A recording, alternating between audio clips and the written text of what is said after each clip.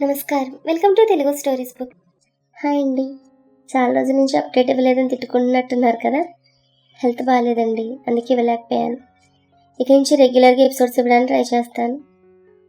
మన ఛానల్లో కథలు మీకు నచ్చితే please like, share and subscribe to our Telugu stories book. Hype ఇవ్వడం మర్చిపోకండి. ఈరోజు కథ లవర్ కమ్ హస్బెండ్ ఎపిసోడ్ 39. ఇంకా కథలోకి వెళ్తే, ఇంత అనుమానం ఏంటే అంటూ కృతిని హక్ చేసుకోబోయాడు రిషి.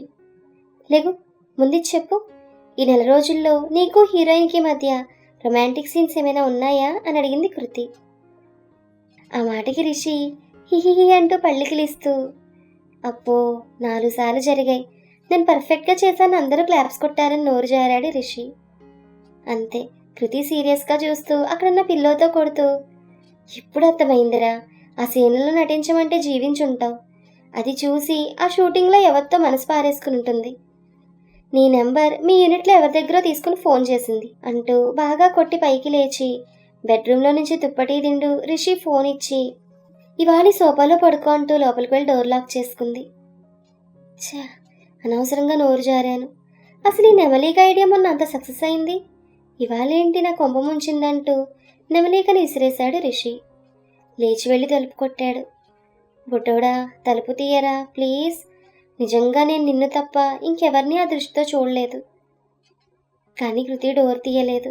ఇంకా కృతి డోర్ తీయదని అర్థమైంది. ఏం చేస్తామనుకుంటూ సోఫాలో పడుకొని ఫోన్ ఆన్ చేశాడు. ఆ నెంబర్ నుండి అలర్ట్స్ ఉన్నాయి రిషికి. ఎవత్తివే నువ్వు, నా పెళ్ళాన్ దగ్గర తెగ ఇరికించావు అనుకుంటుంటే వాట్సాప్లో మెసేజ్ వచ్చింది కృతి నుంచి. ముందు తన నడుం పిక్ పంపింది. అది చూసిన రిషి, ఒసే ఇదేం పనిష్మెంటే అంటుంటే ఒక్కో ఇమేజ్ పంపుతోంది. రిషి వీడియో కాల్ చేశాడు. కృతి లిఫ్ట్ చేసి కావాలని నడుమును చూపిస్తూ టెంప్ట్ చేస్తోంది. ఒసే దెయ్యం మొహందానా, ఇలాంటి ఐడియాలు ఎలా వస్తున్నాయా నీకు అనగానే, చూ అయ్యే, నువ్వు రొమాంటిక్ సీన్స్ ఎరగదీసావు కదా, మళ్ళీ అదేదో గొప్ప విషయం అన్నట్లుగా నాకే చెప్తున్నావు. సరే, ఈరోజు నీకు ఈ స్వీట్ పనిష్మెంట్ తప్పదు మై డియర్ హబ్బీ అంటూ చాలాసేపు రిషిని కవ్వించింది కృతి. రే బుడ్డోడా, మార్నింగ్ అయినా తలుపు తీస్తావు, అప్పుడు నీకు మామూలుగా ఉండదు, ఎందుకు చెప్తున్నానో అర్థం చేసుకో అనగానే, ఏడ్చావు, నాకు నిద్ర వస్తుంది, ఇంక పడుకుంటా అంటూ ఫోన్ ఆన్లోనే ఉంచి పడుకుంది కృతి. షిట్, నన్ను ఇబ్బంది పెట్టి నువ్వెలా ప్రశాంతంగా పడుకున్నావే, రేపు చెప్తాను నీ సంగతి అనుకుంటూ ఫోన్ చూస్తూ నిద్రలోకి జారుకున్నాడు రిషి. నెక్స్ట్ డే మార్నింగ్ కమ్మటి కాఫీ వాసన ముక్కుకు తగులుతుంటే మెలకు వచ్చింది రిషికి. దాంతో రిషి చప్పున లేచి కూర్చున్నాడు. చేతులు ఏంటో టైట్గా అనిపించి చూసేసరికి తాళతో కట్టున్నాయి. రిషి అవి నోటితో గట్టిగా లాగితే వస్తాయి. సరే, ఈ చిన్నుగాడి సంగతి చెప్దామని, మేడం గారు మీ శ్రీవారు లేచారు, కాఫీ అనగానే కృతి వేడివేడి కాఫీతో వచ్చింది. రోజ్ కలర్ శారీ తలంటు పోసుకుని జుట్టుకు టవల్ చుట్టుంది. రిషి దగ్గర ఉన్నప్పుడు పాపిట్లో కుంకుమ పెట్టుకుంటుంది. చేతులకు మ్యాచింగ్ బ్యాంగిల్స్ వేసుకుంది. నడుమును కవర్ చేసింది. అది చూసి రిషిగా నిరుత్సాహంగా, ఏంటి నీ శాడిజం, నేను ఇప్పుడు కాఫీ ఎలా తాగాలి అని అడిగాడు. మే హూనా అంటూ కాఫీని రిషికి తాగించింది కృతి. కాఫీ తాగాక టీవీ ఆన్ చేసింది. రిషి, గీజర్ ఆన్లోనే ఉంది, వెళ్ళి స్నానం చేయనగానే, ఎట్లానే నా చేతులు కట్టేశావుగా అన్నాడు రిషి. రాత్రి ఫోన్ చేసి మీ టక్కులాడికి చెప్పు, వచ్చి హెల్ప్ చేస్తుందనేసి కిచెన్లోకి వెళ్ళిపోయింది కృతి. రిషి నవ్వుకుంటూ బాత్రూంలోకి వెళ్ళి తాడు లాగేశాడు. బ్రష్ చేసుకుని బయటకు వచ్చి, చిన్నుగా కొంచెం తాడిప్పవే, స్నానం ఎలా చేయనని అడిగాడు. కృతి రావడం చూసి బాత్రూంలో డోర్ వెనక దాక్కున్నాడు. కృతి వచ్చి ఏడి అనుకుంటూ లోపలికి రాగానే డోర్ వేసి తాడును కృతి నడుము చుట్టూ వేసి దగ్గరకు లాక్కుని షవరాన్ చేశాడు. రిషి ప్లీజ్ ఆపు, నేను వెళ్ళాలి అంది కృతి. నీకు రాత్రి చెప్పాను వద్దురా బుడ్డోడా అని, విన్నావా, ఇప్పుడు చూడు అంటూ కృతిని చుట్టేసుకున్నాడు రిషి.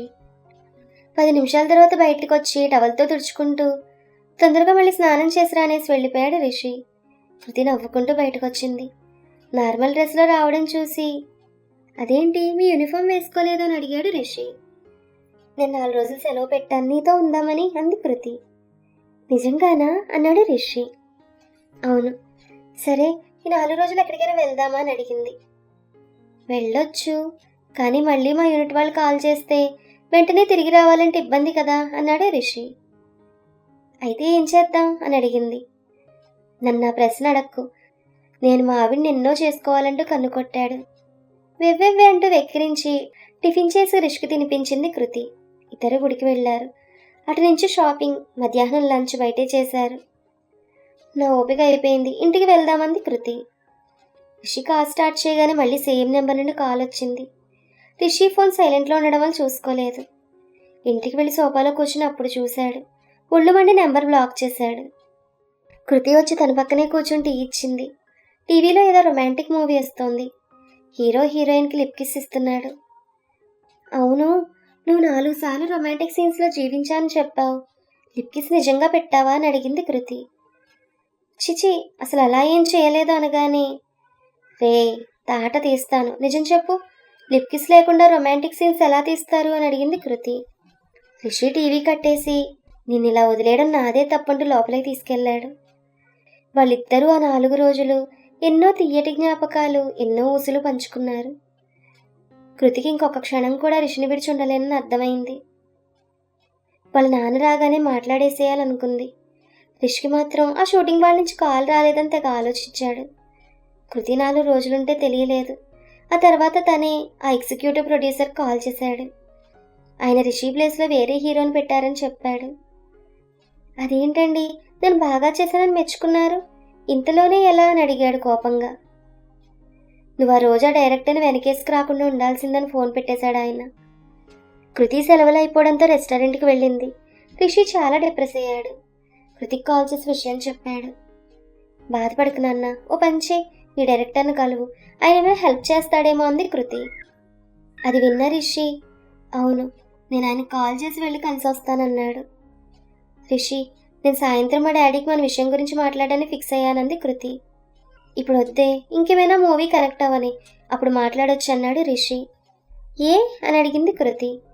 అబ్బా అర్థం చేసుకో చిన్ను, నేను ఆ డైరెక్టర్ని కలిసి వచ్చి నీకు కాల్ చేస్తా అన్నాడు. కృతి ఫోన్ పెట్టేసింది. రిషి ఆ డైరెక్టర్ కాల్ చేశాడు.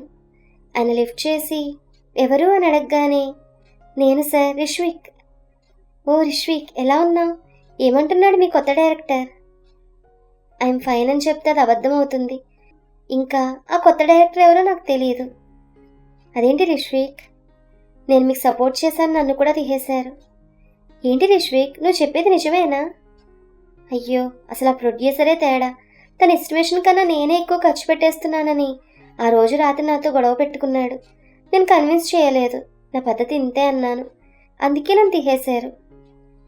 సార్, ఇప్పుడు మీరు ఇంకే మూవీ కమిట్ అవ్వలేదా అని అడిగాడు రిషి. నిన్ననే ఒక ప్రొడ్యూసర్ని కలిశాను Rishvik. Sir, call me Rishi. Okay Rishi. అయితే ఆయన నా స్టోరీస్ విన్నాడు. ఏ విషయం 2 డేస్లో చెప్తానన్నాడు. సార్, నాకు ఏమైనా ఛాన్స్ ఉంటే చెప్తారా? అయ్యో తప్పకుండా రిషి, ఇది నీ నెంబరేగా? అవును సార్. సరే, నేను కాల్ చేస్తాను, బాయ్ రిషి. రిషి ఫోన్ పెట్టేసి జిమ్కి వెళ్ళాడు. ఈ 4 రోజులుగా మా ఆవిడ చేతి వంట తిని 4 కేజీలు పెరిగాను. ఈ బుడ్డోడు కూడా తను తినిపిస్తూ మొగుడి మీద ప్రేమతో ఎక్కువగా పెడుతోంది. ఈసారి నుంచి నేనే తినాలనుకున్నాడు రిషి. వారం రోజుల తర్వాత రిషికి ఒక కొత్త నెంబర్ నుండి కాల్ వచ్చింది. ఏంటి రిష్విక్, నా నెంబర్ బ్లాక్ చేసావు? ఏయ్ నువ్వా? నేనే. ఏం కావాలి తల్లి నీకు? నువ్వే. వాట్? నువ్వే కావాలి అంటూ నవ్వుతోందామె. రిషి చిరాగ్గా, అందుకే నీ నెంబర్ బ్లాక్ చేసిందంటూ పెట్టేశాడు. మళ్ళీ కాల్ వచ్చింది. రిషి, ఈ కాల్ షీట్లు కావాలి. రిషికి ఆ డైరెక్టర్ నుంచి కాల్ వస్తుంది. రిషి కోపంగా, అసలు ఎవరు నువ్వు? నా గురించి తెలియక నా కటౌట్ చూసి సాఫ్ట్ అనుకున్నావేమో, కానే కాదు. ఇంకోసారి కాల్ చేస్తే బాగోదు. ఏదో ఆడపిల్లవని వార్నింగ్ ఇస్తున్నా అన్నాడు రిషి. రిషి, నీకు ఆవేశం ఎక్కువ, ఆలోచన తక్కువ. ఏయ్, కాల్ మీ రిష్విక్ అని చెప్పాను కదా, విషయం చెప్పు. ఫోన్లో చెప్పేది కాదు, నేను చెప్పిన చోటుకురా. నేను రాను. అయితే నేనే వస్తాను. Go to hell. కాదు, కమింగ్ టు యూ అని ఫోన్ పెట్టేసింది ఆమె. ఉన్న టెన్షన్ చాలదన్నట్లు ఇదో గొడవ అయిపోయింది అనుకుంటూ రిషి ఆ డైరెక్టర్ కాల్ చేశాడు. ఆయన లిఫ్ట్ చేసి, సారీ రిషి, ఆ ప్రొడ్యూసర్ వాళ్ళకి హీరో ఆల్రెడీ ఉన్నాడంట, సో నెక్స్ట్ నీకు నేను తప్పక ఛాన్స్ ఇస్తాననగానే, ఇట్స్ ఓకే సార్ అని ఫోన్ పెట్టేశాడు రిషి. రెస్టారెంట్ నుండి కృతి బయటకు రాగానే మళ్ళీ సేమ్ బుకే. అది 4వ సారి. కృతికి మార్నింగ్ నుండి తల తిరగడం, 2 సార్లు వామిటింగ్స్ అవ్వడంతో అసలే చిరాకుగా ఉండి ఆ బొకేని అక్కడే పడేసి సుప్రజకు కాల్ చేసింది. అక్క, చెల్లి, నీ మెసేజ్ చూశాను. మా ఫ్రెండ్ వాళ్ళ హాస్పిటల్కి రా, లొకేషన్ షేర్ చేశాను. బెటర్, ఆటోలో రా. ఓకే అక్క అంటూ కృతి ఆటో తీసుకుని సుప్రజ చెప్పిన హాస్పిటల్కి వెళ్ళింది. అక్కడ తన కోసమే వెయిట్ చేస్తోంది సుప్రజ.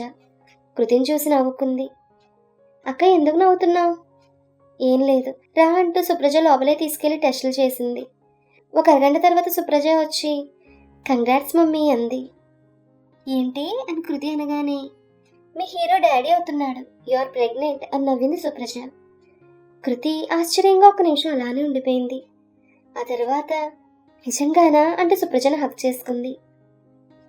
సుప్రజ కృతి నుదుటిపై ముద్దు పెట్టి, మా మరిది ఇంత ఫాస్ట్ అనుకోలేదు.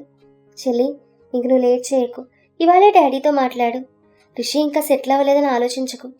ఏమో, ఎవరికి తెలుసు, మీ బేబీ వాళ్ళ నాన్నకి హీరో ఛాన్స్ ఇప్పిస్తుంది అంది సుప్రజ. సరే అక్క, నేను ముందు ఈ విషయం రిషికి చెప్తానంటూ ఫోన్ తీసింది. అది చూసిన సుప్రజ, బుద్ధు, ఇలాంటి ఫోన్లో కన్నా డైరెక్ట్గా చెప్తేనే బాగుంటుంది, రిషి హ్యాపీనెస్ చూడొచ్చు అనగానే, నిజమే అక్క, సరే పద ఫస్ట్ నాన్నతో మాట్లాడదాం అంది కృతి. సుప్రజ అడ్డం వేయకపోతే కృతి ఈ విషయం రిషికి చెప్పేది. అప్పుడు కథ వేరేలా ఉండేది. కానీ ఏం చేస్తాం, ఆ తర్వాత జరిగింది తెలుసుకోవడం కోసం నెక్స్ట్ ఎపిసోడ్ వినాల్సిందే. Keep listening. మరొక మంచి అప్డేట్తో మళ్ళీ కలుద్దాం. ఈ కథ మీకు నచ్చితే please like, share and subscribe to our Telugu stories book. Thank you.